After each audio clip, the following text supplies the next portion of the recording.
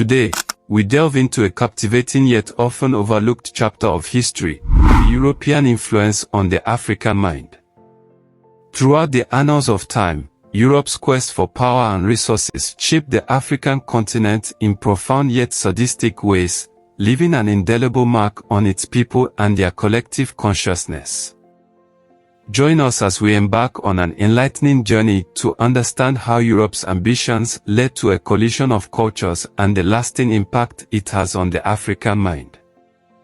The first part of this story is what we call the Age of Exploration. Our story begins in the 15th century when European powers, driven by a thirst for wealth and trade, set sail for distant lands. Portugal's Prince Henry the Navigator spearheaded these explorations, sparking a race to discover new routes to lucrative Asian markets.